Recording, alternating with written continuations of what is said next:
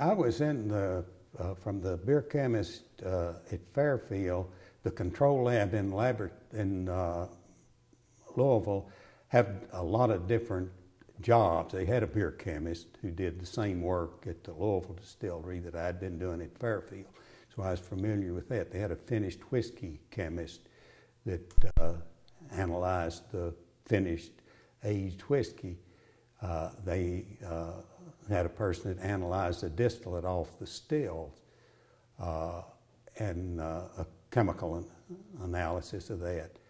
And at this time, Seagram had 5 bourbon distilleries that they were operating, one at Athertonville, Fairfield, Cynthiana, and Lawrenceburg. And drivers from those distilleries would bring the samples in every day, and they would be either nosed by a quality department. Quality was, the quality control lab was under the quality manager. The quality manager was organoleptic, taste and odor only. So you had, in fact, he also had material inspection, which was the glassware and the cartons, corks, closures, all of that. And so the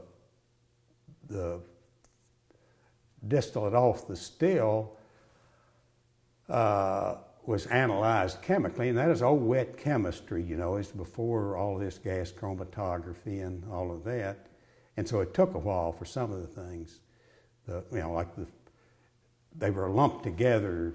Fusel was all of the heavier alcohols, esters, the aldehydes, instead of breaking them down specifically like they probably do now with gas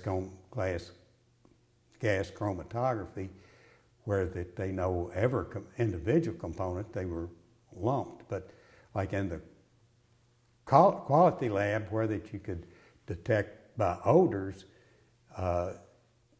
you could get a backup from the control lab where that you'd say, this smells peppery, cabbagey, there's something not quite, it smells like it's high in aldehydes. Well, sure enough, if you told the control lab, check this out for me, by afternoon they could say, yes, it's high in aldehydes. So you had some help for the nosing from the science as well. You had both things. And then the finished whiskey. Anyway, in working there, I had a lot of different jobs. I had every job, you know, the finished whiskey, and the white whiskey, which the samples that they would be, every distillery would send in a sample from their beer column and their still both, and they'd be set up on a table. This was later when I was in the quality part. We would analyze them in the control lab chemically, but in the quality department, well, you'd see, is the doubler actually helping this? Some of these rural distilleries, the doubler would improve the flavor a lot, some it wouldn't. And to me, this is where you get into the art versus science thing, or art in conjunction with science thing in a distillery.